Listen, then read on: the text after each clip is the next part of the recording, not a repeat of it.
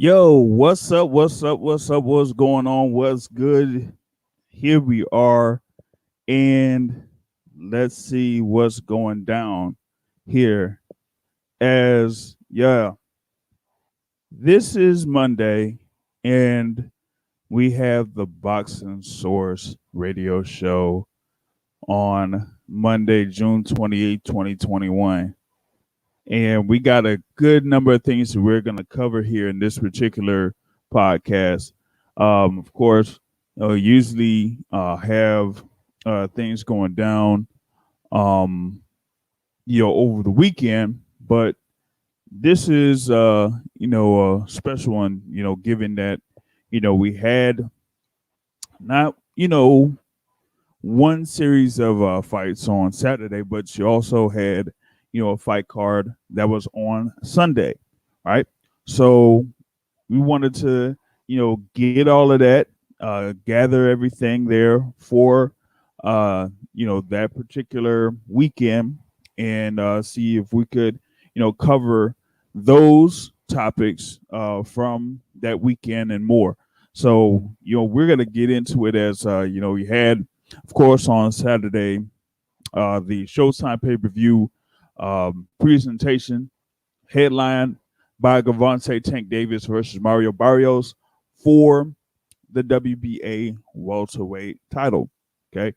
Um, yes, the host was able to be there on site covering that particular event in State Farm Arena in Atlanta, Georgia. And for those that watch the pay-per-view, you were able to see Tank Davis score the 11th round TKO victory over Mario Barrios to win the WBA super lightweight title.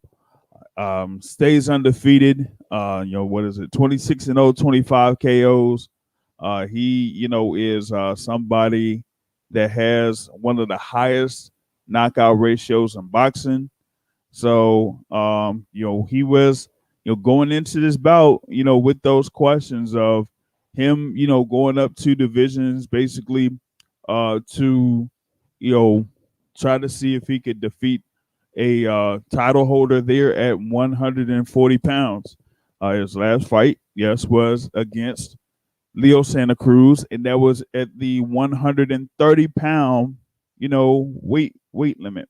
You know, um, so thing about it is that um, some people had questions about this going into this particular fight.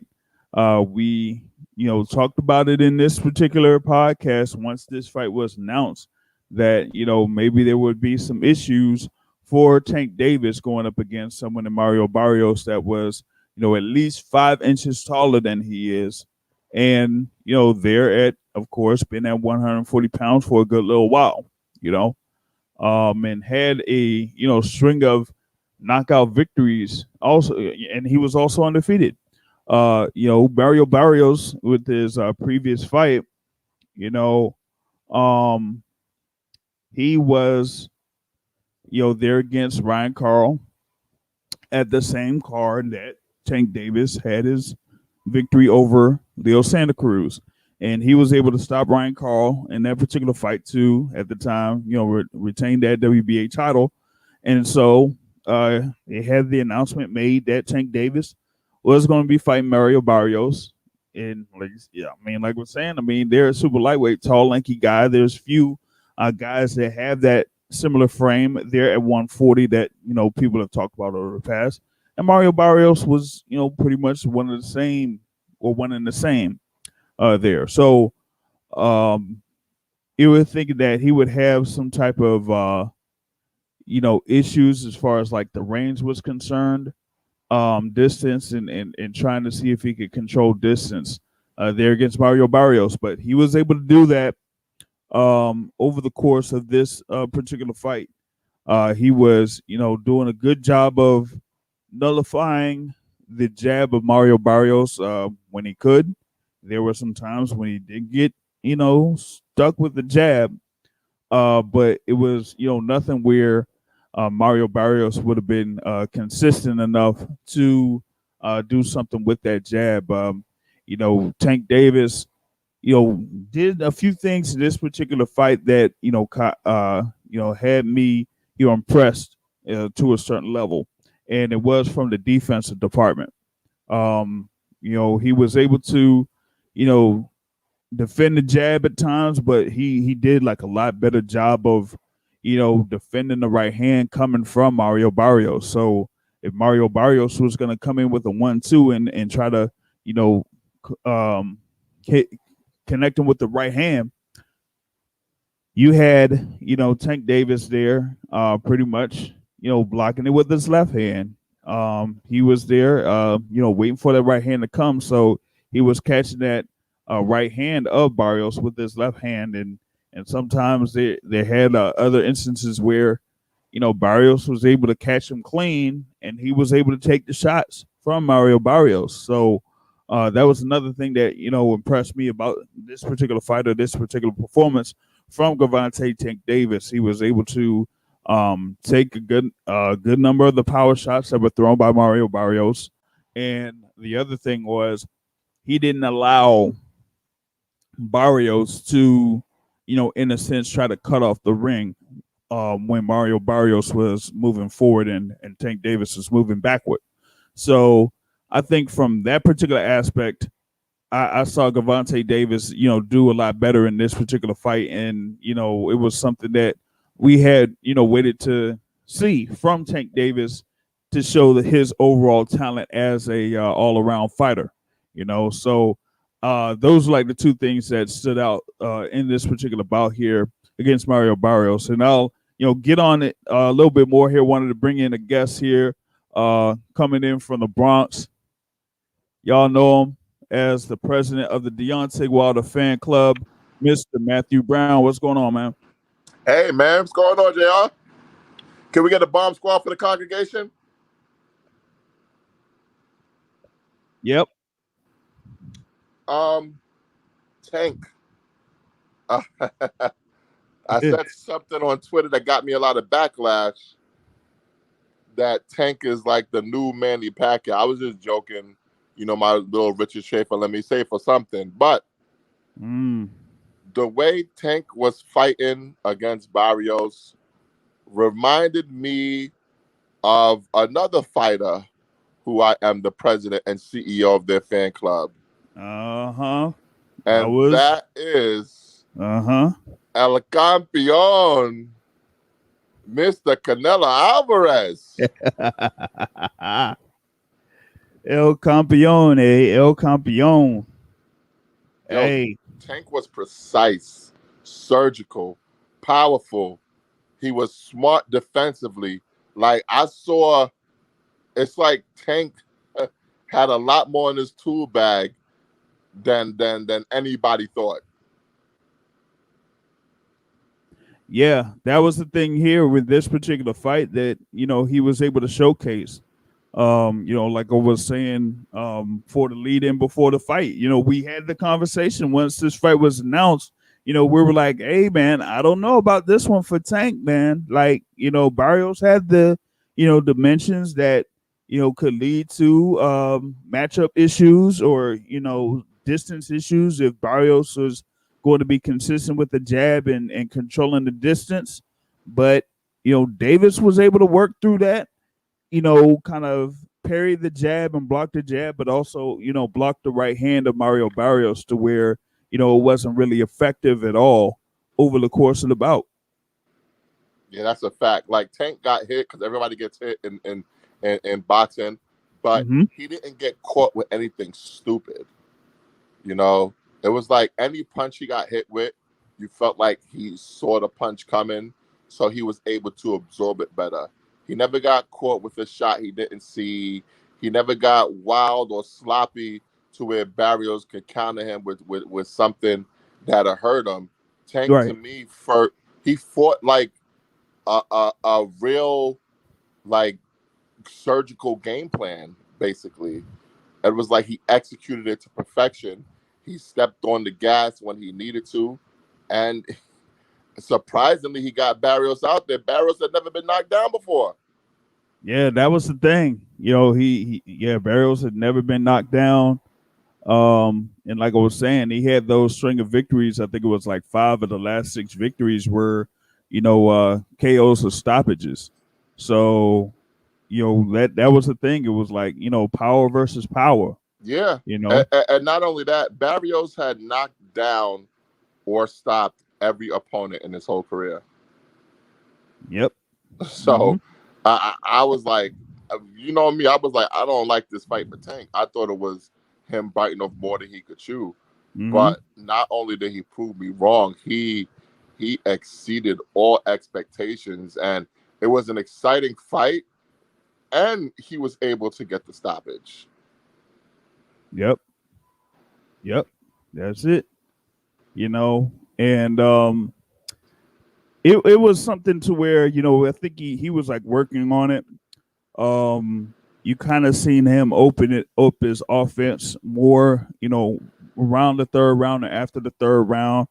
He was getting, successful with his left hand, connecting well with his left hand. But Barrios was, taking it pretty well, up to a point. And then, that thing with the 8th round, man, and it happened. He just, kind of like semi fainted with the left and then just came with the right hook. And that was, something that, Barrios didn't expect. And that's how he went down to the canvas for the first time. And that, kind of like started everything there for that 8th round, man, where, Tank was able to blitz him, a couple times and, score more knockdowns there. But there was like one point where I kind of felt like he kind of like he was like too eager at that point to finish him off instead of, trying to be patient, waiting to see what, Barrios would do, even in his weaker state, and then just counter off that. Because, it could be something where he could have caught Barrios with another punch that, Barrios wouldn't see, and it would have really hurt him. You know what I mean? Because there were things that you kind of saw before that knockdown was where Tank was trying to aim for something. Like you seen it with the uppercut. Like he was aiming for that left uppercut there over the course of those rounds. And, sometimes he was able to land them, but other times he was missing. And that kind of like was something to a point where, okay, if he's not going to be successful scoring a knockdown that way, then, maybe he could get in with something else. And that right hook was that other element, which Barrios really did not have an answer for that right hook. He was not, he just seemed like he couldn't even block that right hook after that first knockdown. Well, because if you're game planning for Tank, you're game planning for the left hand. Yep. So I know they said he got power in both hands, but to see it on display at 140, it was eye opening. Yeah. Yeah, that's the thing, man. It was just something that and the other thing too with that was like you had, those two trainers there, Coach Calvin Ford and Coach Virgil Hunter. I thought I would have seen, something from Virgil that would have, said, hey, maybe you got to do something in order to, try to nullify that right hook. It almost seemed like after that knockdown, you saw a little bit more from Barrios after that, one, and then two, the activity that he did have was almost like in close quarters. It wasn't like at a distance to where he could, have full extension on his punches and land on Tank Davis there without Tank Davis being able to answer. But he was like, yo, let's go, let's scrap. And that basically ended up being his downfall in the 11th round. Being there live, he, Tank Davis scored those knockdowns in the 8th round. And, I was overhearing like the crowd, and, crowd was like saying, man, yeah, man, Barrios, he's tough, man. He's a Mexican, man. He ain't going out like that. He ain't going out. And then seconds later, that body shot, boom. Oh yeah, penitentiary. Oh yeah. it that took him down, man. I was like, oh man. So I think that Tank just eventually warmed down, and then once that body shot, got to Mario Barrios, that was pretty much it. Yeah, that was a great fight, man. I mean, to me, that was one of the front runners for fight of the year up until yesterday, basically. Oh man, yeah, yeah, Which that I'm was sure yeah. you're gonna get into later. I mean, I'll get into it a little bit later, man. But yeah, I was gonna, go ahead and assess this thing here with the fight, and got, another guest coming on here. Checking in from Tampa, the chef, and I ain't talking about Raekwon. What's going on, man? What's up, everybody? What's going on? Just glad to just jump into and dissect a great weekend of boxing, and I mean not just the fights themselves, but just what we got to look forward to as well as a result of what happened from the fights. And I know you already chopped up about Tank, but it's just so funny when you look at the fight. Once again, the size difference was so phenomenal in a sense. Whereas Barrios was in there looking like a pretty much like a welterweight, but Tank proved that his nickname is he is who he is, Tank. So, but it was just when you look at Barrios, the size, the height, the reach, all those things, enough quickness, things like that. I mean, he started good, but the thing about it, uh, that's why we fight the fights. Bottom line, skills pay bills, power shots slow people down, things like that, as we clearly saw. But it's just it's truly a great win for Tank. Truly a great win for Mayweather protege in that sense. It was just great to see Mayweather out there live, helping him in ringside, stuff like that. And that's always, as we saw on Twitter, Matt, we saw there's some Mayweather haters saying that's crying foul. You shouldn't be doing that, which is crazy. But when you're Mayweather, you pretty much can, in a sense, do what you want to do. But it was just a great weekend of fights for the from 135, 140, 154. Just great stuff to talk about as far as what happened and the forecast what's going forward. Yeah, I mean the thing with Floyd Mayweather, he was out over there in the corner of Tank Davis, as another ear with Coach Calvin Ford and the team out there, and of course, yeah, people think that Floyd Mayweather is overbearing, but as of right now, this is the process that's working for Tank Davis. You got Mayweather there, you got Leonard Ellaby, doing this thing, and they're able to bring another event over to the State Farm Arena, there with over 16,000 people in attendance there. So, and you had good representation of people from Atlanta, of course. Over there in Baltimore, of course, you had a lot of people from Baltimore and DC. A lot of them showed up for this. Folks from Orlando showed up, for that co-feature bout. So it was a well-attended, event there for not only Tank Davis but Mayweather Promotions overall. And the card, that pay-per-view part of the card was, really good. So, yeah, I thought that was, done very well. But the scene overall was just crazy down there in Atlanta, man. And when before that fight started, it was like, yeah, everybody was coming in, and the floor, floor level was crazy. And everybody was just excited to see these fights. So we're likely to see more over there at the State Farm Arena here soon, but I don't know if it's going to be for another Tank Davis pay-per-view fight. But I think with what he's done, in December 2019 and on Saturday night, that they kind of built Atlanta to be a city, a good city, to where you could have big fights and people will show up for them. You know, let me throw something in real quick. Something I just realized as you were just talking, going over those bullet points, right? Showtime Boxing has quietly become the brother network. And what I mean by that, even on, so we know the PBC feeds their fighters, and we know that, but even the events like this for the Tank fight, so they had I'm sure you guys know about the show called All the Smoke. They featured Leonard Ellaby on that show. Yeah. Who also talked up the fight, which is great.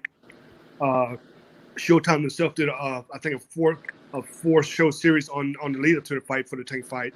Yep. And they put it in a black city, which is definitely appreciative, and they're building that fan base up, and it's becoming like an East Coast mecca for boxing events when you have these primetime events there, and you have someone like Tank that the people can relate to, they know who he is, they follow him, things like that, and at the same time, like you said, people don't mind traveling there. Who doesn't love Atlanta? Everyone loves Atlanta, but other than that, Showtime has quietly become the brother boxing network. If you kind of think about that.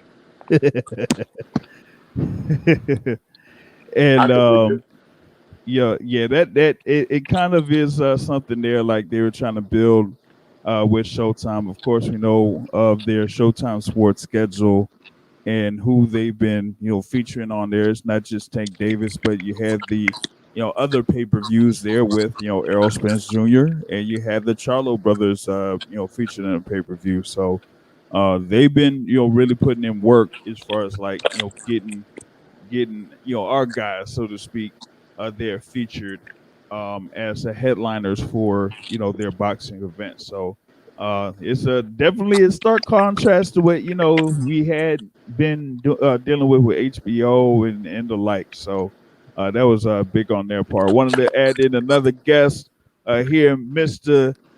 Give Me My Credit, Mr. Who You Pick, Mr. Save Your Bad Boxing Opinions. What's going on, World Rank? What's going on, man? So today we're going to explore Mr. MVO, the leader of the Deontay Wilder fan club. He takes another L on this day by going against the grain against my man Tank. Hey, whoa. I did not go against Tank. I just questioned whether or not he would be able to handle someone as big, strong, and young as Mario Barrios. And he passed the test with flying colors. Mr. MVO, come on, bruh. I researched. I went back in the archives. Wait. First and made sure. I'm not here to talk about the past.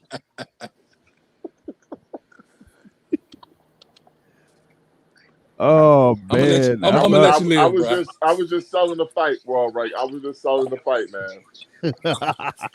So you were Leonard Ellaby's assistant. Yes, I was just selling the fight, man. That's all. You were Leonard Ellaby's assistant. Respect.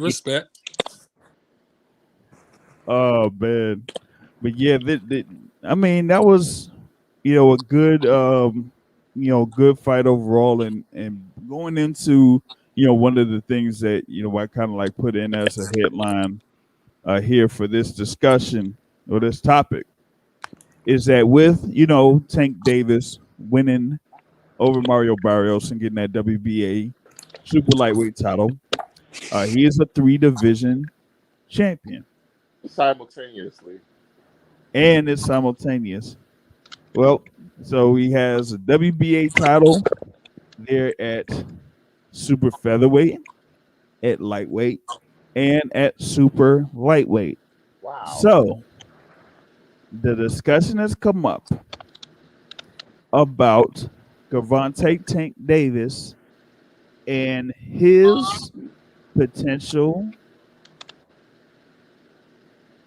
entry into the current pound for pound list for top boxers out Oh, there. he's in there. He's already in there.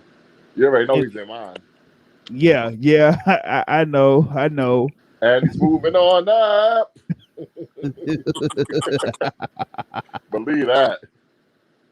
Bye bye, Terrence Crawford.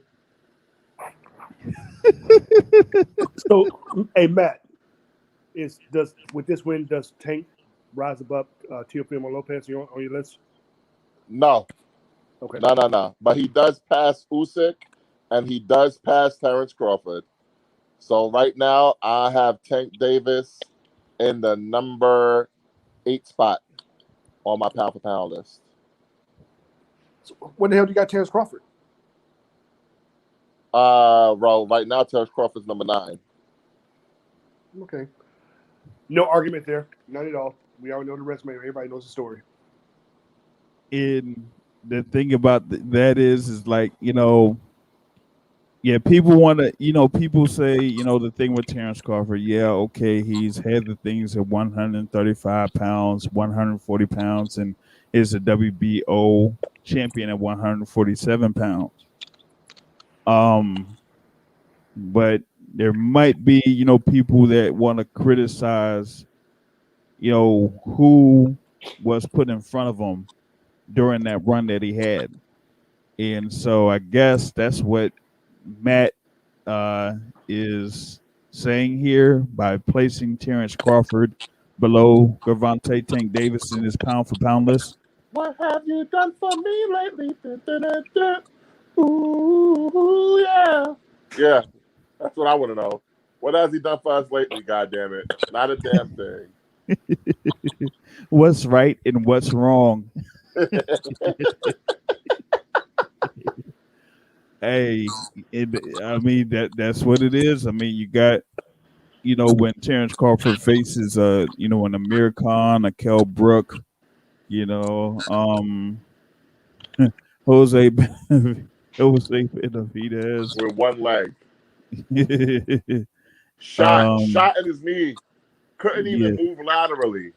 Yeah. That, kind of like brings up some questions there for Terrence Crawford, particularly with his run in the welterweight division, moving up from 140. And, some people now, talk about that run at 140 in comparison to what Josh Taylor has done at 140 pounds and what Josh Taylor was able to accomplish. And I think with that, what Josh Taylor did by, defeating the likes of, Prograis, Baranchik, and, with Jose Ramirez, that his run at 140 would be better than Terrence Crawford's run at 140. And so that kind of like diminishes, what Crawford had done at that particular point. Some people kind of like put the thing for the pound for pound list is, for overall talent. So maybe Crawford has a case there for some that he may be, talented as far as like his offense or whatever it is. But when it comes to, the resume, shout out the world rank, it's not necessarily up to par according to many. So that's why, maybe he's not really up there in, some people's pound for pound list. Now with Tank Davis, he has his, wins over, his, over Leo Santa Cruz. He had the, win, his latest win here over Mario Barrios, he had the thing there with Pedraza as well, where he was able to knock out Pedraza, but at the same time, this is the same Jose Pedraza that went a full 12 rounds with somebody that was highly regarded as one of the top pound for pound fighters in the sport. And that's Vasyl Lomachenko. So how is it that you have someone in Vasyl Lomachenko that goes through those 12 rounds against Pedraza, but Tank, who not only gave Pedraza his first loss of his pro career, but he knocked him out. So there's that. What else there you got for Tank Davis? Well, first of all, I'll just say this. I commend him so much. This kid has created so many opportunities for himself from 130, 135, and 140. And now it's like, I was reading a comment on Twitter the other day where Teofimo Lopez basically took a shot at him, basically said, he ain't doing nothing. He went before he fight for the regular belt. He could have fought me for all the belts at 140, at 135. But I mean, I would love to be in the room with Tank's team to see what kind of career they're trying to point out for him. They're trying to mirror him like Mayweather, to jump up and down, to be a bit selective here and there, to create opportunities for himself. At this point, they have already established him as a pay-per-view fighter, and with the Atlanta venue like that, so they can always go back there and make good money and fight some good matchups and things like that. But it's like, where does he go from here? I mean, you said 140, kind of beat select on who he wants to fight. But even with this fight, this win over Barrios, he's already proven that size doesn't matter with him. He looks diminutive in the ring, but it doesn't matter. He has the skills, and definitely he brings up power up to 140. So they can be a bit selective. They can be a bit ballsy to try to call out Josh Taylor. I'm not sure if that's going to happen or not. But at this point, he can pretty much write his own ticket on who he wants to fight, 130, 135, whatever, and 140. So it's a matter of what's next for him and at what weight class. But at this point, he's definitely calling the shots. He's on pay-per-view, and he's on the A side. So the world is pretty much his at this point. So in a sense, he doesn't even need Teofimo Lopez. He doesn't need him unless Teofimo wants to come up to 140. So that's all I can say. That's the only way I can see that fight happening at 140, because I don't think Tank's will come back down to 135 to fight him. But the world is his. Well, I mean, that's going to be a little conversation that we'll have there in reference to Teofimo Lopez later on. But you're right on the thing with Tank Davis, that he's basically the guy now. He's the one that was able to get the pay-per-views. He has the people coming in there to attend his fights, and so with that comes a higher purse. And so if anyone wants to negotiate to battle with Gervonta Tank Davis, that is what they're going to basically be dealing with, unless they have been able to establish something on their own. For now, like we said, he's had his bouts, his last 3 bouts have generated a lot of interest. His bout against Gamboa there that was on Showtime, where he was able to score the 12th round knockout, and then the pay-per-view against Leo Santa Cruz in San Antonio, and now the pay-per-view here with Mario Barrios. And so his next fight, whoever that may be or wherever that may be, it's going to be another pay-per-view fight, and whether the likes of a Teofimo Lopez or a Devin Haney or Ryan Garcia or anybody else wants to step up, that's the one thing that they gotta deal with is, do they have enough to warrant a pay-per-view on their own? And if they don't, then they go to the negotiating table. They're gonna have to deal with someone that might have a pretty hefty price tag. So as far as like those potential fights are concerned, I don't really see those happening next. They look like they're going to have Tank Davis fight someone else. Floyd Mayweather said in the press conference that they have a few opponents that they got that could they could have there for Tank Davis.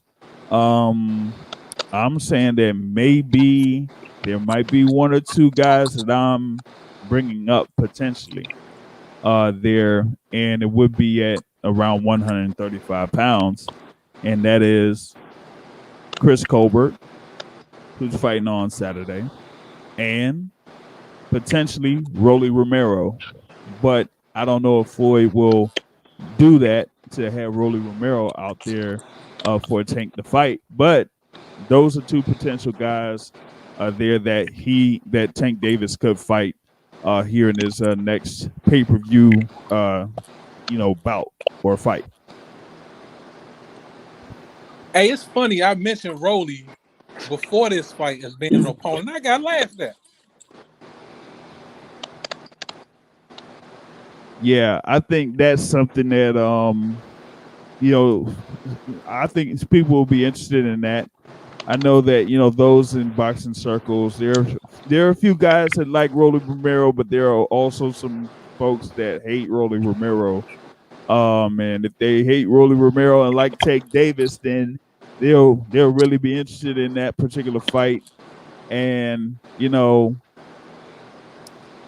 would really be looking forward to watching Tank Davis and Rolly Romero, because usually, the ingredients to making a good bout for people to watch is to either have somebody that a lot of people like or somebody that a lot of people hate, because either they want to see them win or they want to see them lose. It's just that simple. If they don't really care, then they're not going to be interested in the fight.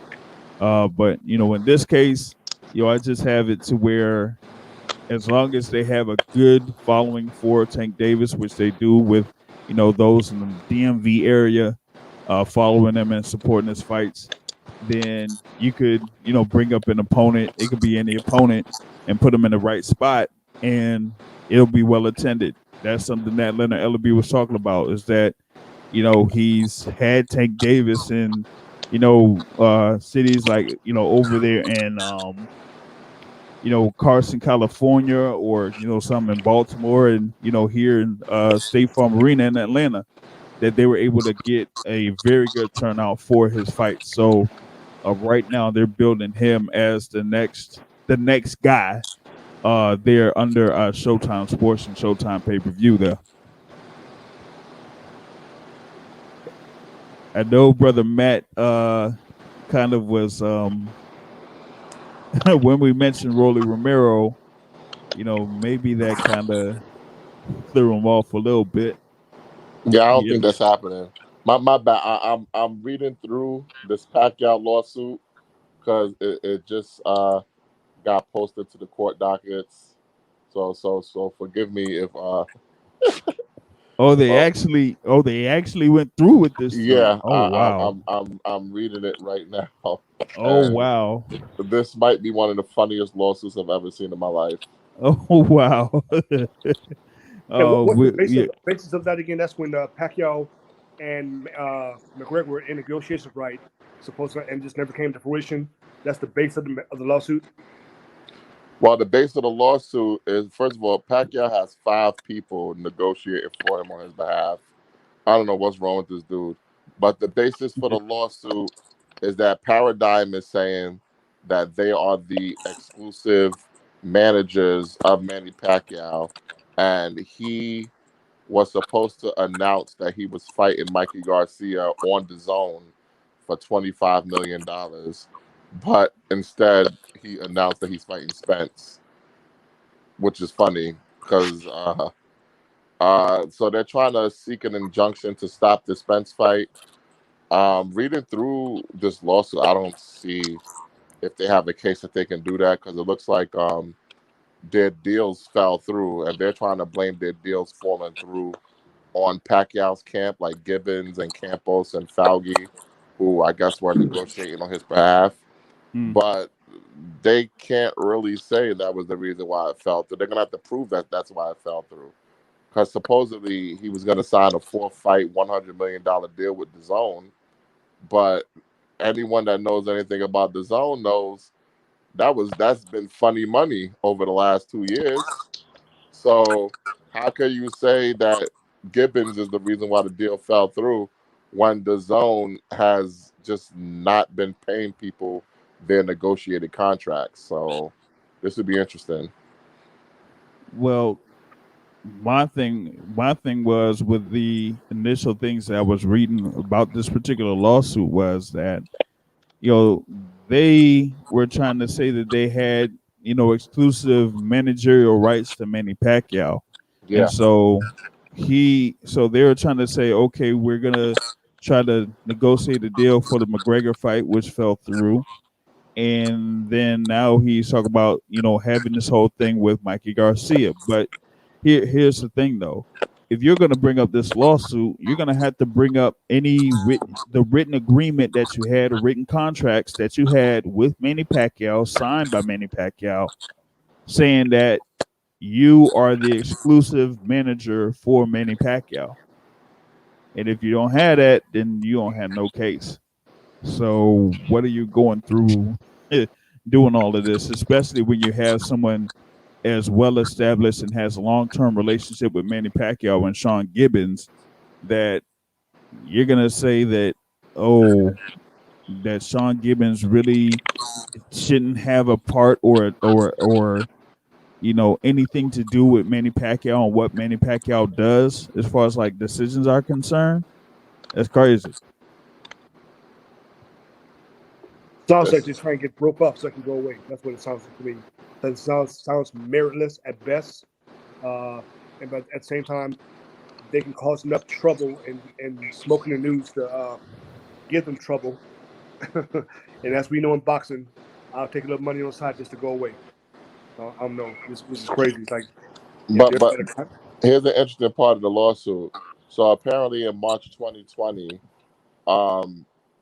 Pacquiao asked Paradigm to step aside and let Gibbons, Campos, and Falvey negotiate a one-fight $50 million deal with Hearn and DAZN in Saudi Arabia. And they actually agreed to it. So if you agree to step aside, then how can you now say that you still have exclusive negotiating rights? That is something there that just looks like mismanagement on their part, because I mean, why would you kind of like allow something like that to happen if you say that you really have that type of control over what Manny Pacquiao is doing.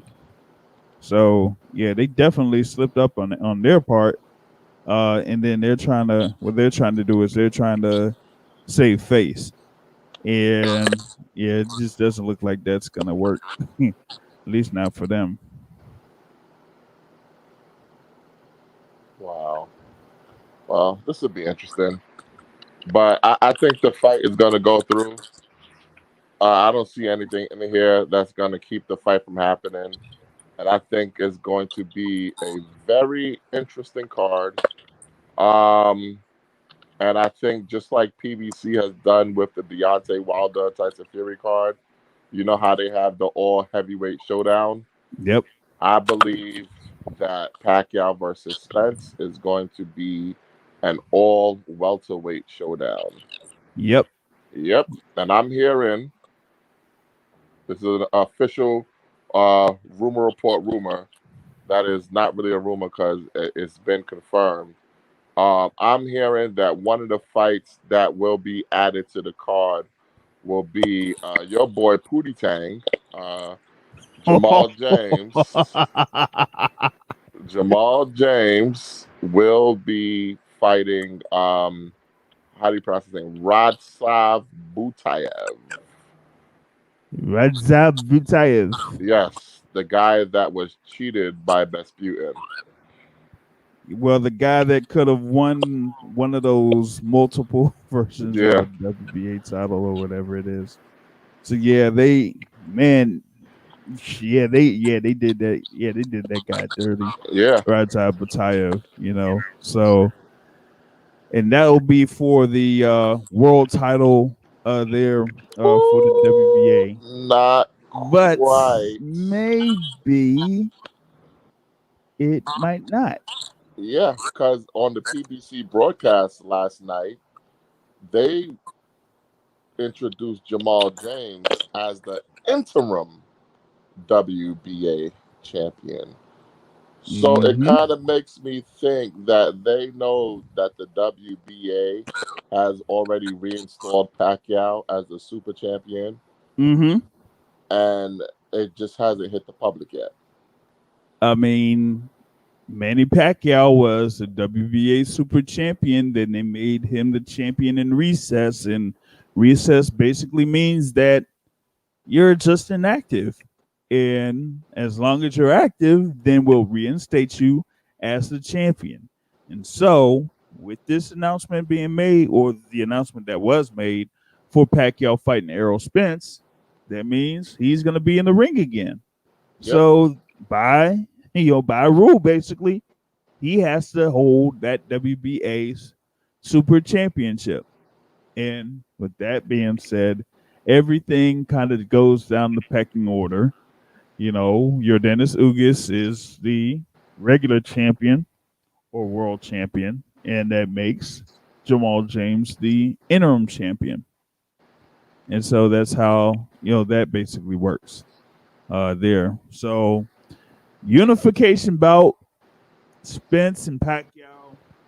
Yep, that's what we got there. And people, there's some people that are still upset that this fight was taking place instead of whatever he wanted to have with Spence and Crawford. But hey, y'all know who to blame. Although there's some hints around that maybe that person isn't the only one to blame. But I can't really go too deep into that. At least not now. But yeah, that's one thing there that we have. So I guess that's going to be part of that card. Jamal James there against Raza Batayev there in that pay-per-view presentation on August 20th. There over in Las Vegas, headlined by Spence and Pacquiao. Wanted to go back real quick. I know that we were talking about, the thing there with Cavante Tank Davis and Mario Barrios, with Tank Davis getting the 11th round TKO victory there. But that co-feature bout, super welterweight, man. Erickson Lubin and Jason Rosario, man. Like, for a good while, I was thinking that was a 50-50 fight. And the fight itself, man, it was, basically going to that point up to where, Lubin kind of hurt Rosario at the end of the round. But Lubin was getting caught with some good shots, but he was able to, weather that and break down Jason Rosario and into the body again. And Rosario's body just fell apart once again. And so you got Erickson Lubin as a top contender there for the WBC title. And so my question is, after his loss to Jermell Charlo years ago, he's gone through a streak of wins there under the tutelage of Kevin Cunningham. Is now the time for him to get a world title shot again? Yeah, he could wait. I lost money on this fight because I was on Rosario plus 210, put $100 on it. So if I'm gonna give MVO stick for saying for picking homeboy, I gotta give myself stick for picking Rosario because. Well, I picked Rosario too, so we in the same boat, brother. Yeah, man. To me, Lubin's still food. Yeah. It's just Rosario. I don't know. I guess that body shot from Charlo took something out of him. But I wanted to ask y'all, does this take anything away from Charlo's pound for pound claim because of what Rosario looked like now? It can't, because he beat Lubin too. Yeah. Yeah. Oh, that's the same Charlo that beat Lubin? Yeah. Yeah. Oh, I didn't it was know the that. first round. Yeah, first round. I ain't know over at the Barclays Center. Center. Charlos apart, so I don't know who did what sometimes. Nah, Jamal Charlo, basically had that IBF title, and then he, knocked out Julian Williams, and soon after that he moved up to 160. So you've had Jamel Charlo there and established at 154, fighting all of those guys, the Tony Harrisons, like I said, Jason Rosario, there, yeah, he built himself up, there at 154 pounds, and kind of like said that he's had one of the better resumes in the sport of boxing there. Tony Harrison twice, Austin Trout, had the knockout over Lubin, John Jackson, Vanes Martirosian, and now he has the upcoming fight for the undisputed title at 154. So if he's able to win that, then hey, maybe some people should put him around top 5 pound for pound. It's amazing that there's still people that don't even have him in top 10. By people, you mean the Ring magazine, whose panel is full of racists like Michael Montero and shit like that. So you gotta when we say people don't have them, we gotta understand who exactly are we talking about, who's on the panels that make these lists. And this is why me and JR continue to talk about representation in boxing media. This is a sport that is predominantly dominated by minorities, but yet when you look at these boxing boards who allegedly are the caretakers of the sport and the people who move the conversation and make all the lists, all these guys are old ass crackers. Not just them though. People that we follow, among who people consider, boxing Twitter, the people that follow you or you follow them. The main people. Some of them don't even have Charlo in top 10. Well, to me, if you don't got Jamel Charlo top 10 and he's knocking on top 5, you probably should have him top 5. If you don't have him top 10, then I don't consider anything that you have to say valid, because there's really no argument against it. Yeah, I'm like I said, I'm like, who out there has the the type of resume that where a fighter is able to fight just about every top guy at that particular weight class, and he's been knocking them out. Yeah, it's not like he's been getting he's knocking them out. He's been knocking them out. Yep. So it's like, what else?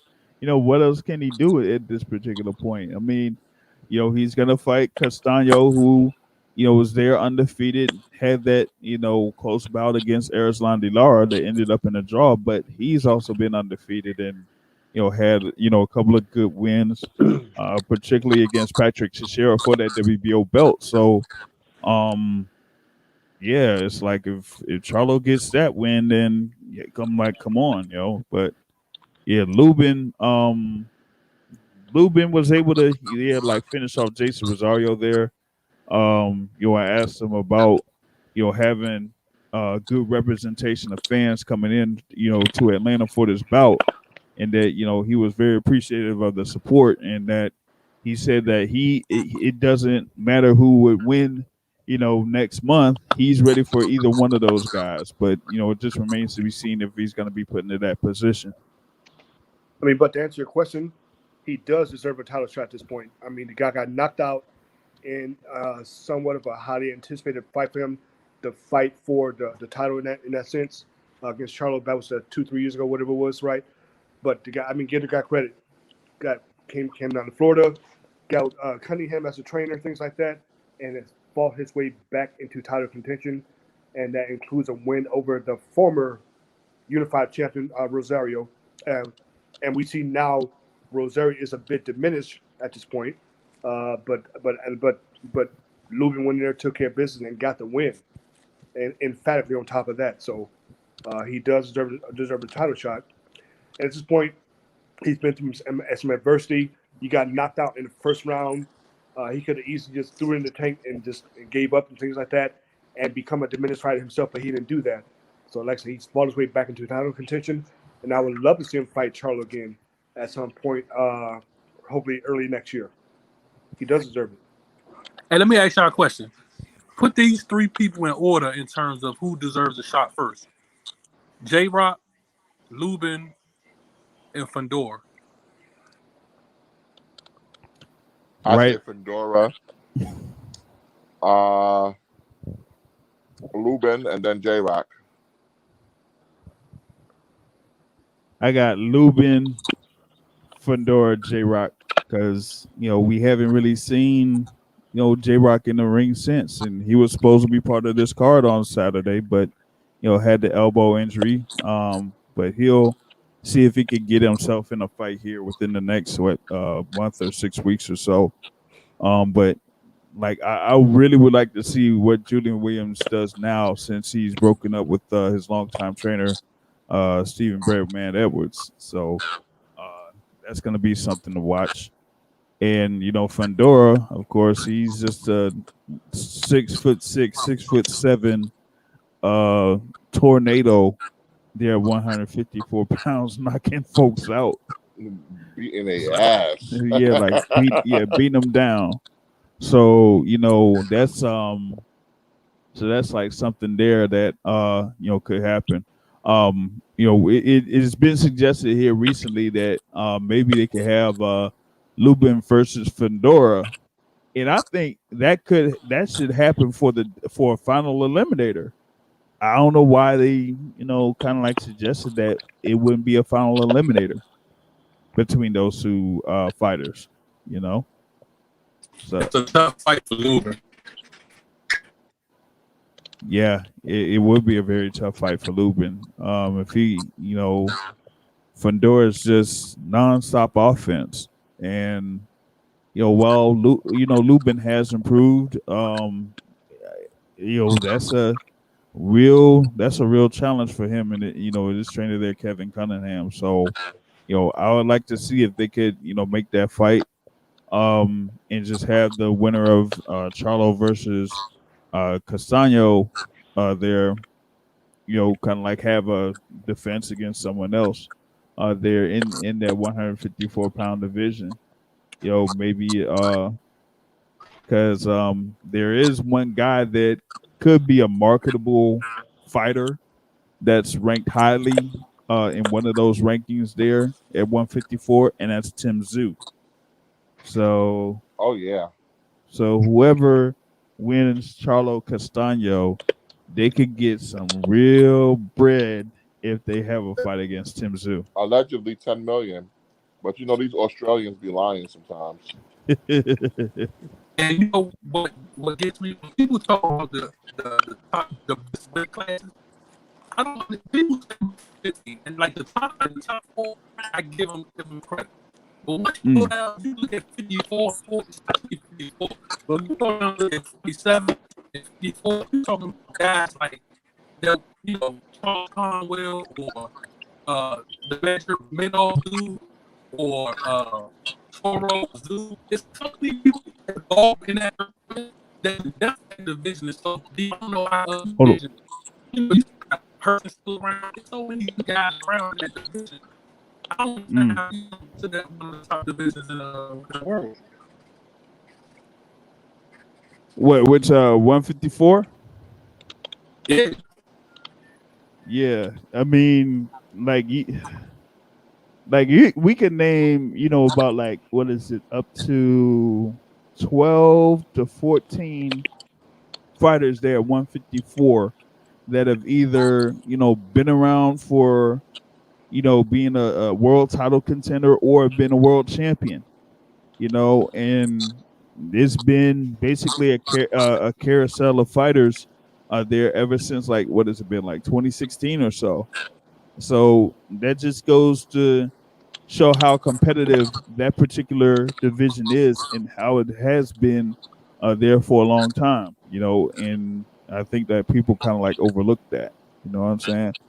So we'll see how that division particularly irons itself out here in the next 4 or 5 months after we get this undisputed title fight. Then we'll see what's going to be next for the undisputed champ.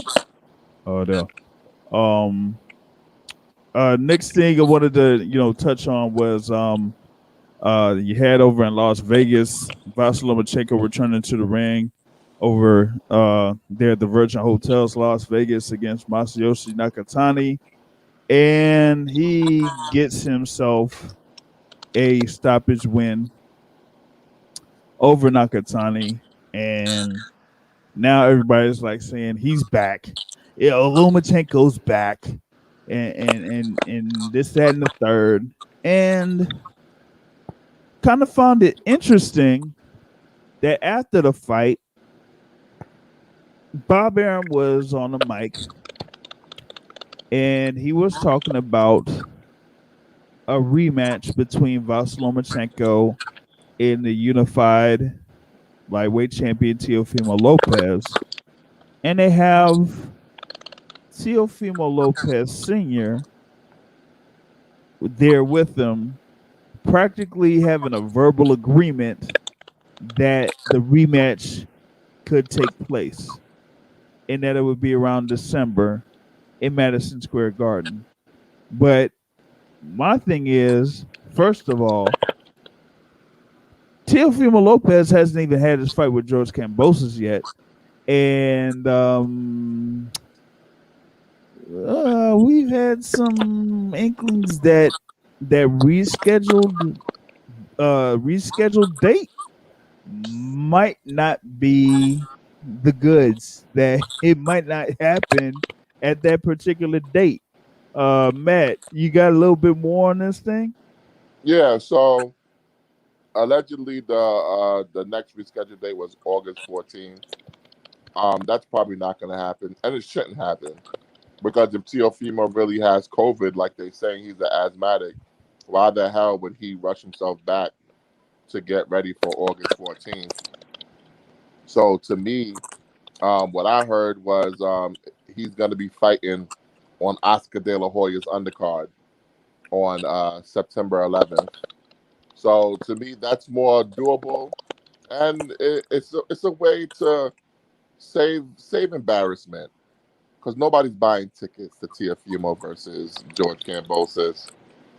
Nobody cares about it. Nobody's buying the pay-per-view. Just save yourself the embarrassment and put the fight on the De La Hoya card so you can at least sell some pay-per-view. Yeah, I mean, Teofimo Lopez versus George Kambosos over in a baseball stadium in Miami. Yeah. Like initially, I kind of was thrown off by that, picking that venue to have this fight. They could have, had the thing over in the what is it, the Meridian or whatever it was. Remember the fight that Demetrius Andrade had? Yeah, over in the Miami area. Tickets though. I heard that the tickets was like it was gonna be like maybe 1,000 people there. Yeah, so it's kind of like a real stretch to do an event like where you're supposed to have a unified lightweight champion, and he's supposed to have that momentum for beating Lomachenko, and then you put him in Miami, and not much is moving. So if you really want to have him be a headliner, then you're gonna have to like make some phone calls up in the state of New York or something, Exactly, and say, hey, we should have these events happening. I mean, look at like we said, Madison Square Garden. You had the Knicks playing with fans in Madison Square Garden. You mean to tell me that you couldn't have or reserve Madison Square Garden, or even the theater, Hulu Theater, or whatever it is? Listen, everything in New York is open 100%. And you don't even have to wear a mask anymore. So everything's fully open. Yep, because I'm out here. Oh, believe that. We back, baby. We back. It's New York. We back. Yeah, we back. So back, everything son. Is open. Everything is full capacity. Bars, restaurants, stadiums, everything is full capacity. So there's no reason why these guys shouldn't try to bring Teofimo to New York. But I think what's happening is Triller, they want this big space because they want to put on some weird production. I heard that he was going to come out riding an elephant and all this other shit. Yo, bro, we don't care. Just put on the boxing match, get it over with. Yep. I'm like, you got, other fighters. Like I said, we have, a previous guest of the Boxing Source radio show, Michael Hunter. He's supposed to have his fight with Mike Wilson. Hey, we have Franchon Cruz. We tell Michael Hunter, you better make sure you get that money. Did we tell him that? I don't think he's getting that money, JR. I'm telling you that right now, boy. He ain't getting that money. I told you. You heard me tell him. Are you sure you're gonna get paid? Good luck. What's that song? No guarantees. Exactly. Oh no. I feel bad for him. Yeah. I told him, hey, them niggas ain't paid Roy. You better make sure your shit is written in blood. Yeah. It's gonna have to be, because, like, listen, the way that they handling this is, really sketchy, man. And because the card that they were trying to build with De La Hoya didn't even include Michael Hunter. So what I heard was it was going to be De La Hoya versus Vita Belfort. Right. You were going to have Cambosos versus Teofimo Lopez. And then the third big fight they were going to put was going to be Eric Morales versus Marco Antonio Barrera. Right. So where's the space for Michael Hunter? Yeah. Especially with, that type of price tag. Yeah. So it's like, where you going to fit him in at? And if they don't have that budget overall for just that event, then they're going to have to scratch that fight. And he's going to look real stupid that he passed off that IBF eliminator, which was a guaranteed title shot, where he was also going to be making the lion's share of the money. Where he's passing that up for this opportunity that never came to fruition. That's going to look really, really bad for him. Yeah. Yeah, that's gonna, make it to where he's gonna have to, put himself in a position to work really hard to get himself a real good fight. You got, a lot of these other fighters that are contenders that are, locked in the bouts there in the heavyweight division. I mean, you got the, thing there. I mean, Joe Joyce has his, fight that's coming up, on July 24th there against Carlos Takam. I mean, you got, Frank Sanchez there against Efe Ajagba, Even you got Michael Coffey against Gerald Washington. Yeah, Michael Coffey against Gerald Washington. Everybody got a dance partner. Yeah. But you want to go ahead and decline a, an IBF eliminator bout? Like, which I didn't mind if he was going to get the money. But you got to make sure the paperwork is saying that you're going to get this money no matter what, and they're going to put you on. Because you cannot trust Ryan Kavanaugh. You cannot trust Triller. These guys are snakes. And I just hope that his paperwork is right, and I hope that he's still getting his deal, and I hope he can have a fight soon, because it's going to look real bad for him, and because he don't have no big promoter behind him. So it's going to be hard for him to get back into the championship mix if he doesn't have this WBA eliminator. Yeah, and I don't think he's really going to have that. He's not going to have that opportunity now. The IBF is going to likely move on. He's already out the rankings. Yeah, like they said, oh, you wanna pass on this chance? All right, we gonna drop you from the rankings, and that's that. So hopefully he does get this fight, man. I mean, he's overall good dude or whatnot, but I mean, that was a risk, and it could end up being a tough break for him, there. And we'll see what happens with the, like I said, with Teofimo Lopez and George Kambosos. But the reschedule of August 14th, I don't know. So real quick, who would you rather see? Pat, let's say Teo gets past Kambosa. Would you rather see a rematch with Lomachenko, or would you rather see Teo fight Devin Haney? Why? Which one would you rather see?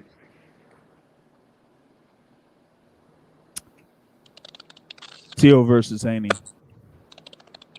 No doubt about that. I don't even see, what did we see in the first Teofimo versus Lomachenko fight that warrants a rematch? People talk shit about Wilder versus Fury 3 as the rematch people that nobody asked for. This is the rematch nobody asked for. Exactly. What the fuck is going on here? The only people that have asked for this rematch, it looks like Bob Arum, Vas Lomachenko, yeah, and I guess in a way Teofimo Lopez Sr. Because even with Teofimo Lopez having all of those belts, with the exception of having a fight against Devin Haney, the most lucrative fight that Teofimo Lopez would have is a rematch with Lomachenko, especially if they are able to have it in New York. So it's almost like, from a business standpoint, is Teofimo Lopez gonna be able to make that decision after fighting Kambosos, if he beats Kambosos, to say, you know what, let me go ahead and fight Devin Haney, or are they gonna put him in there against Vas Lomachenko? Well, and I think with the relationship between statement, with whose statement? David McWater, Teofimo Lopez's manager. Oh, I ain't hear what his manager said. He said that the only way they're gonna fight Lomachenko again is if Lomachenko accepts the same purse that Teofimo had, $1.35 million, and if he doesn't, then he can go fuck himself. I mean, but you're exactly right. Who's demanding a rematch? Because the thing about it, there's no controversy. There's nothing foul that happened about the fight in the course of the fight. There's nothing, no funny business whatsoever. The only controversy was the fight wasn't as good as people thought it would be, because Lomachenko no-showed for 7 rounds. Yep. So, like I said, with that said, Teofimo definitely deserves to fight who he wants to fight, and should not be cornered into doing a rematch with Lomachenko. It would probably be a good. I wouldn't mind seeing a fight, but I think there's more unfinished business with Devin Haney that needs to be answered than any match, any kind of talk about Lomachenko. I would love Devin Haney, or I would love to see Teofimo versus Tank. That's it. Well, you know what? I think that you'll probably get Teofimo against Haney before we got Teofimo versus Tank. I really think so. That's easy to see why. Yeah, very easy to see why. Even though I think with the 4 fighters that they have there, I think the end game is supposed to be Tank Davis versus Ryan Garcia. Yeah. I don't think that they might just have it mixed up to where you might end up having one of those guys being left out. That would suck.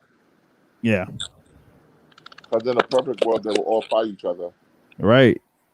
And they, they say that they're hungry, that they want to, have the biggest fights and the best fights. But, from a business perspective, the way that they can maximize the interest and maximize, the stakes on the fight is if they, try to hold off as much as they can, build up their fan base, and then once it's good enough, then they'll release them to fight against each other. And that's how that's gonna kind of like spark off there with that. Wanted to just touch on one other thing here from the weekend. Um, and that was the fight card that was on Fox Sunday. Woo! Oh Big, man, beefy men bumping meat. Oh yeah. man. I I didn't know that they were big, but uh co-feature about they were saying Fedor Apochi versus Brandon Glanton, Woo! undefeated versus undefeated. Now I heard about this fight and that they were kind of like building this particular fight as it was going to be a really good little scrap. You had Brandon Glanton in there, with the record of 13-0 and 11 KOs, and the Fedor Pochi, had 11 wins and 11 KOs going into this bout. And usually with matchups like that, when the records are kind of like close to each other, that you will get a really good fight. Either it's something where you get like a really good fight, or you're gonna have something to where you see like those knockouts that they were getting. It's not too sure they're gonna be able to get it, against somebody, that's equal, pretty much around the equal level. But this one here, man, this one, was a good little scrap. If you missed it, there's gonna be a way that you can see it again. I mean, when it's on Fox, man. So I recorded it. yeah, This is gonna be on my permanent DVR. This was a fight.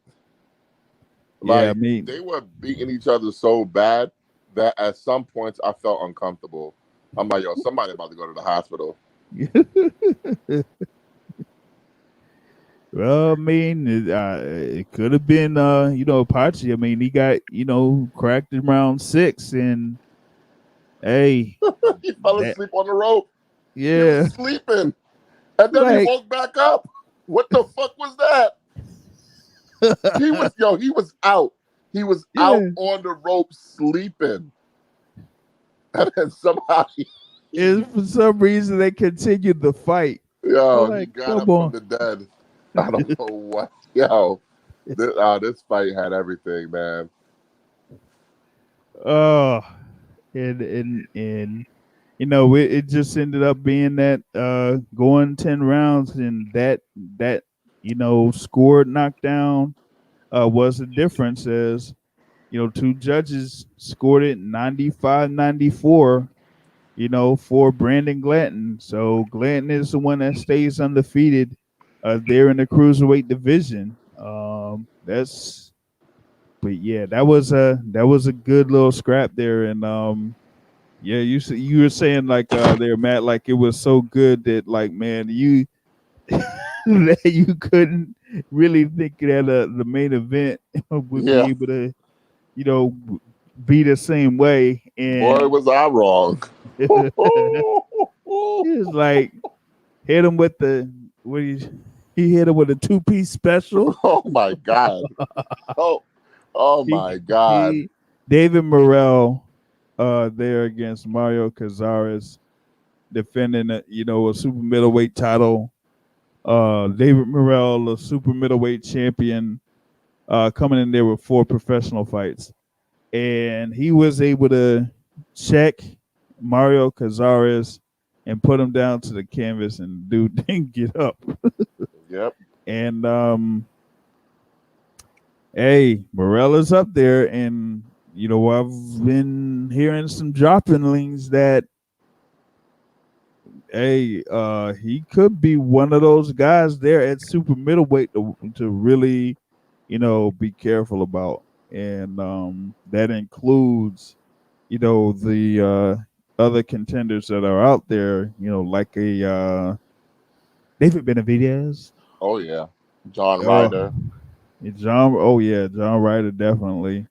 You know, um, I don't know if a Daniel Jacobs will, still be around there, but they're gonna put, Morel against a few other guys there to, kind of like make him look good. But I wonder if the PBC could give a little coin to Gabe Rosado and try to make Morrell versus Rosado. Ooh, that would be a fight. Because why would Rosado really want to go back down to 160? Yeah, To there's fight no point Munguia? Why to cut fight that Munguia. weight? Why? Yeah, at this age, you're gonna cut that weight. That's not smart. Yeah, But if you want to fight for a title, you're an older guy. This might be your last chance to get a belt. I think they should go after Gabe Rosado, and I think he would be interested. yeah. Like of course, you wouldn't be able to go wrong with the fight against Gabe Rosado. You know that you're gonna be getting a fight that people will watch, a All fight that action. people will look for and see if there's gonna be a knockout. So yeah, that would definitely be something there that would be a good little matchup. Because outside of that, I don't see what they're gonna put there for David Morrell at this point. Because there's other contenders or fighters there in that particular division that look like they're better off just fighting somebody else and getting either good money or guaranteed money or something like that. Yeah. So why not just go ahead and throw a bone to Gabe Rosado? And if you can't throw a bone to Gabe Rosado, then maybe you could throw a bone to another former champion there, Uskadagui. That's a good one.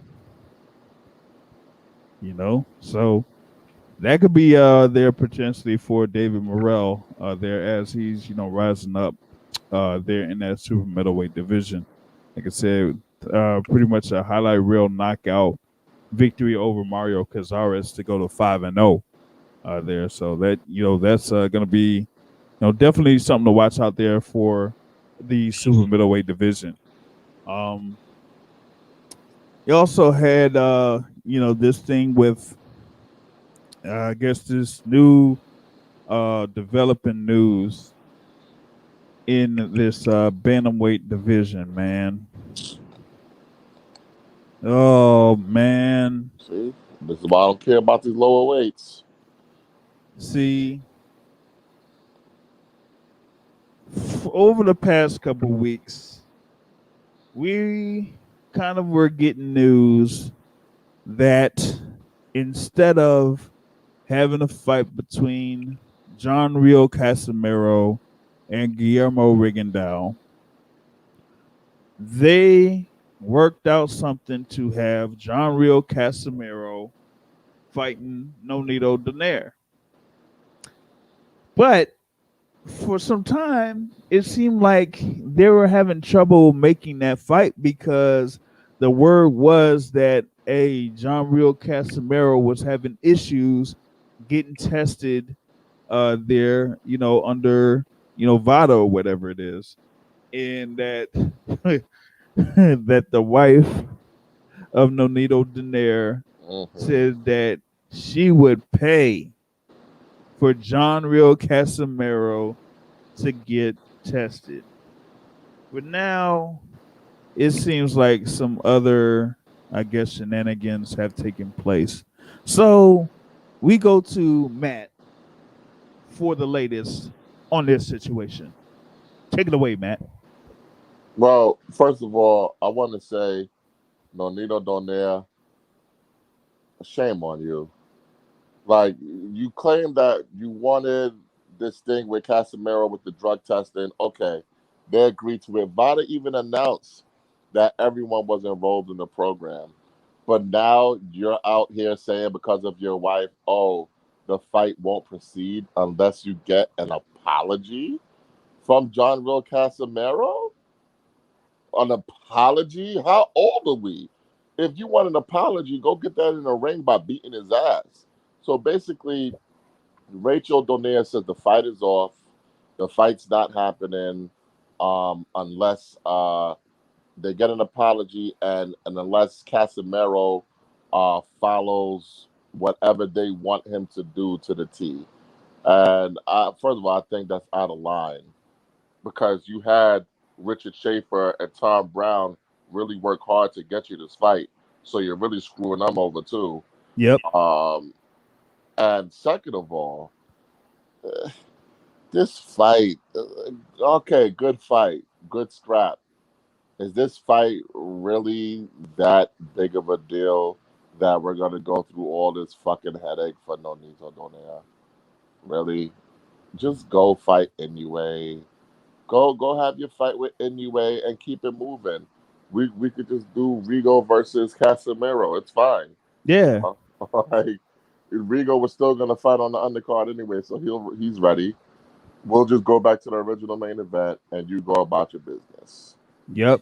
And I mean, and it basically just looks like, they were wasting time there with, John Real Casemiro. Like we like people knew that Donaire wanted to have another fight with Naoya Inoue. So why don't you just go ahead and just have those negotiations? You have Richard Schaefer, you have those negotiations with Inoue's team, and you go ahead and work to make that fight happen, and just wait it out there to see what happens, with John Rio Casemiro and Guillermo Rigondeaux. But no, you wanted to try to get in here in this particular bout with John Rio Casemiro and then try to command everything. Yeah, it doesn't and work control like that. everything. Like that makes no sense. We're like I've never seen that, coming from, somebody like Nonito Donaire, where like It's people the wife, after bro. It's the wife. She got him by the balls. We've all seen this before, man. As soon as you let the woman out of the kitchen, she don't know how to act. And that's what's really going on here. He let this woman run amok. Now she's the new Yoko Ono. She's Jen Mosley. Yeah. Yeah, listen. She got me so angry. I've started ranting like Teddy Atlas. That woman judge. This is why. I mean, it's crazy. I can't understand it. I mean, you got a guy there, Nonito Donaire, and he's supposed to be a legend, but then his wife. I can't understand his wife. Yeah. Bro, have you ever heard of a boxer asking for an apology as a condition of a fight? This is a woman thing. I'm telling you, it's a woman. This is a woman thing. And no disrespect to all the feminists, please do not cancel the boxing source. The views of MVO are the views of MVO only and not the boxing source. So please don't take this out on the boxing source. But this is only because of women. And this is why women don't belong in certain places. Because if you can't run with the big boys, then you need to stay in the kitchen. Okay? She's mad because Sean Gibbons, knucklehead, roasted her ass on Twitter. And she's mad also because he called her and Nonito Donaire swingers. Okay? That's what she's really mad at. That is what she's really mad at. And that is why she wants an apology. Okay? So she is trying to assert her dominance by sticking her hand up Nonito Donaire's ass and letting the words come out of his mouth like he's a fucking puppet. Okay? That's what really happened. Oh boy. Yeah, that's like the first thing there where I've ever seen something. An apology. An apology. Get the fuck out. I couldn't believe it. I'm like, wait, is this being translated wrong? Like, is this real? English. He's speaking English. Like, what? An apology?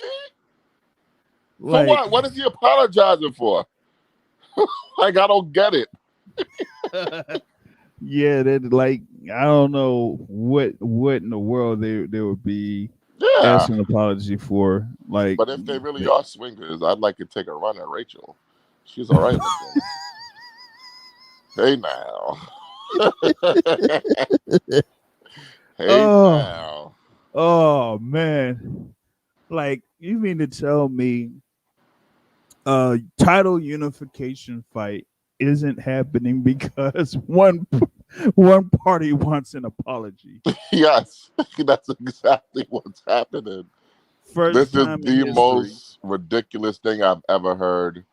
And now I feel bamboozled because I just started getting into the baby weights.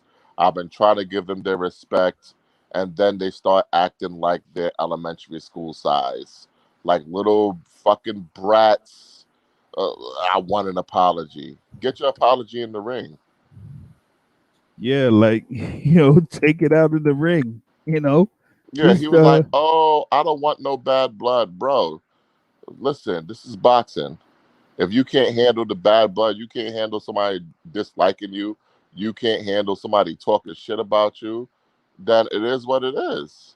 And I think they're really mad because Knucklehead exposed the relationship between Vada and Victor Conti.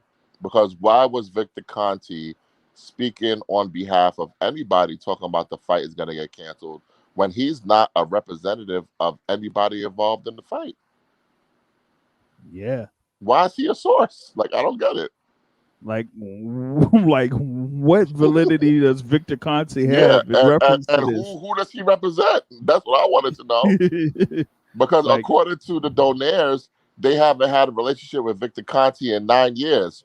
So why is Victor Conti speaking on your fight and your comments are basically lockstep with Victor Conti? So maybe you're lying about your relationship with Victor Conti, who's known for being able to cheat drug tests.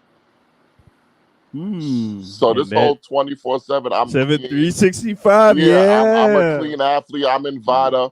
Who gives a fuck yeah. if you're in VADA when you have someone that's connected to Margaret Goodman, first of all, and you have someone that is known as the biggest PED dealer in U.S. history.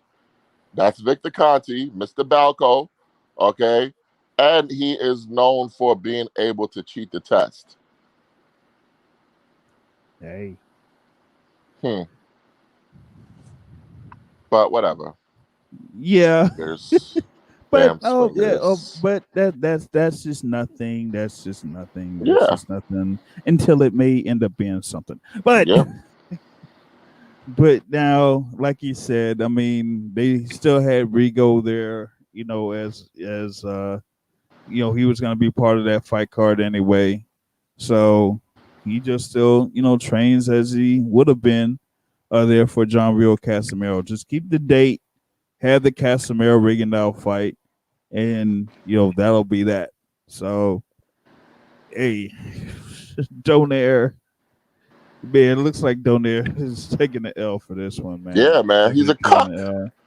How you let this woman, a woman, you're letting a woman fuck up the business? It's like, why? Oh It's my god. unbelievable. And shout out to all the women in boxing. I love you, dames, but yeah, this is it's a man's world. Sorry. And if you're gonna be in the man's world, then you need to be able to basically deal with men the way men deal with men.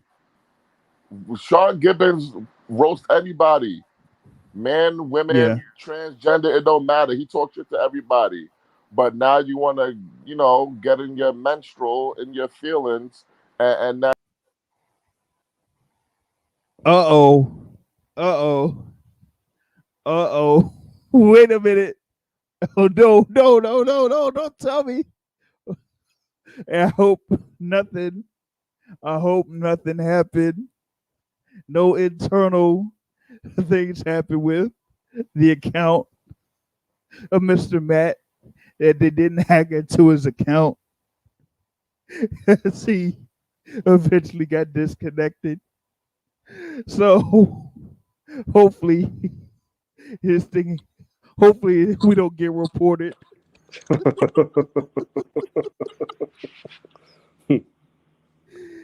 Oh man. But yeah, hey, that situation there is an entire mess.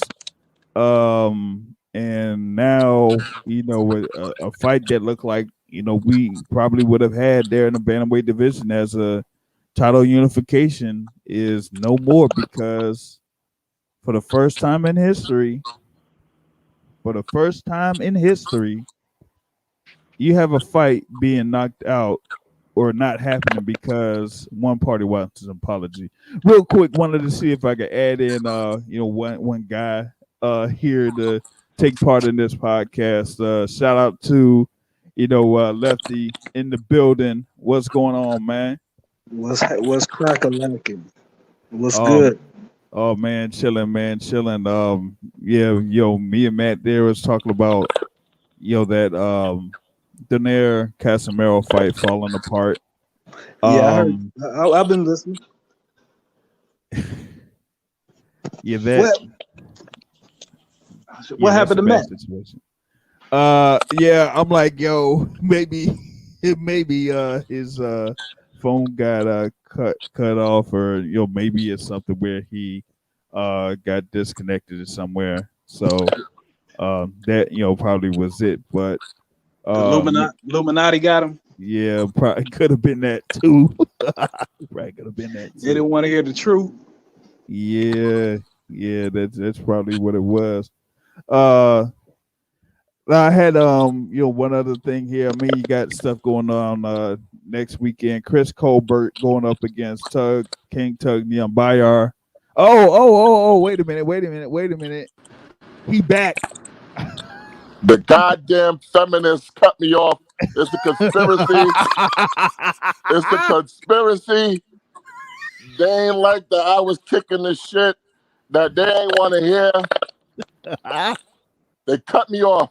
They cut me off, JR. Conspiracy, I tell you. Oh my goodness, they coming in full force, huh? Yep.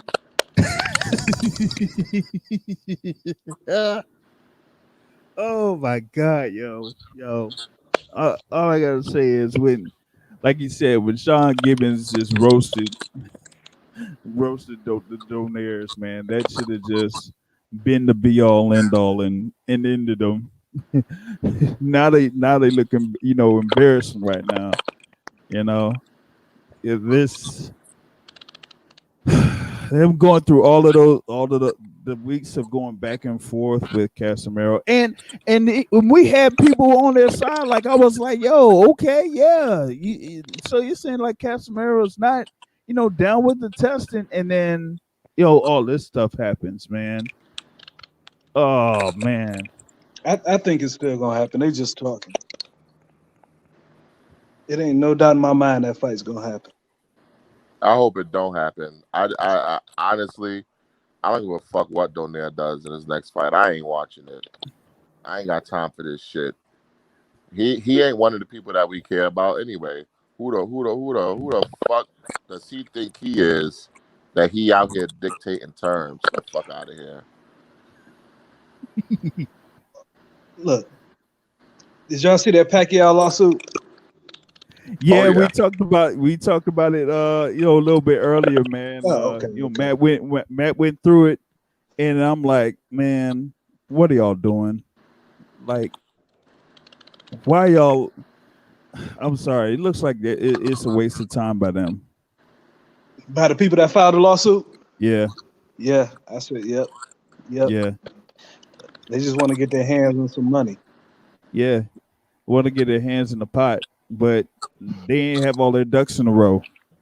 And if they did have all their ducks in a row, then it wouldn't have been no case of having Pacquiao Spence being announced. Y'all would be able to have the fight that y'all would have, but y'all didn't have stuff. I feel like they didn't have anything signed on the dotted line, and because of that, they're out of the loop. So they were negotiating for a fight with Manny and Mikey, right? And they were negotiating a fight with McGregor and Pacquiao, right? Yeah. Nowhere was they even attempting to negotiate with Crawford, right? No. So Aaron was lying that whole time. Oh, I didn't even think about that. But Oh, come on, shit. come on, man, come on, Oh shit! I didn't even think about that. come on, though, come on, y'all knew. Oh my god, I didn't even think about that. Crawford is Man, not mentioned nowhere in this lawsuit. nowhere in there, nowhere in there. So all that time he was just lying just to be lying, lying for no reason, just Wow. lying. Fucking Oh, hate that yo, dude, you're gonna man. have to cut this clip out, Jr. And post this. I Yeah. forgot. I forgot all about that Crawford Pacquiao thing. Cause we Yeah, never believed it was happening. yeah. I thought maybe they was having talks, maybe something was in there. But he's just flat out No, lying. He no, just straight up wait. lying. Wait, hold on. Who was it? Who is that person there that really thought that Crawford and Pacquiao was going to happen? What is that person's name? It couldn't have been. Could it have been Cop? Could have been Oh Cop and yeah. Sugar. And then he That's got why he ain't shot got no job down. no more. Oh, you know what? I got something for that, but that might be for off the cuff boxing source, like almost like Patreon material. But but the thing is, like, and then he got shot down by Dan Rayfield. Like I said, he hit him with the Dusty Rhodes. And let me tell you something, Daddy. That Man, fight was He said it never ain't never real. happening. I mean, this motherfucker, he just sitting up here lying on Crawford, wasting everybody's time. Oh my It, God. man, I don't know. I can't deal with it no more. Crawford gonna have to do what he gonna have to do, man. Just go ahead and beat this Zepeda, whoever it is. Get Yeah. out of there and get to some real fights. Cause this dude, Yeah. I don't know what he thinking. Yeah, I have no idea what he's doing in that part, but there may be, one element to it, there may be other elements to it, but we'll be able to see how it, straighten itself out. Like you said, the whole thing with Cepeda, that's what it's kind of looking like for Terrence Crawford, because you know how they do. They drop names, and sometimes when they drop names, if there's the last name being mentioned, that's usually the one that ends up being the person that ends up. They drop names that they know they ain't even trying to get or trying to negotiate, and then they drop the one name that they know that they're going to fight, which is Zepeda. Who did he say? Regis, Zepeda, and who else? Regis, then Jose Ramirez, and then Zepeda. Oh, it ain't gonna be Ramirez. And what's the point even dropping the name for Josh Taylor? Because everyone knows that Crawford would beat him definitively and probably destroy him, and then leave top rank. So that point, what's the point? So Yeah, and plus Josh Taylor got that mandatory. He got a mandatory. Yeah, he got that Jack Catterall mandatory. Yeah. So yeah, they weren't going to have that fight be immediate. So nah, they weren't going to do the thing for Taylor that they did for Crawford after Crawford won the undisputed at 140 and have him just go up against. Yeah, but nah, they ain't going to do that for Josh Taylor, because they know that they could get something out of Josh Taylor there. But as far as like Crawford, yeah, they gonna have to do something, but I don't know what that's going to be.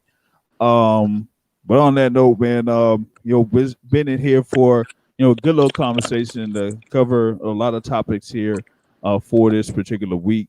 Thanks for everybody for jumping in. May have something here a little bit for overtime. For those that want to listen in, but outside of that, we'll get back into it next week. And like I say at the end of every show, folks, point of boxing is hit, not get hit, not to stand and trade. On that note, folks, I'm out. Have a Bomb good squad, evening, baby. everybody.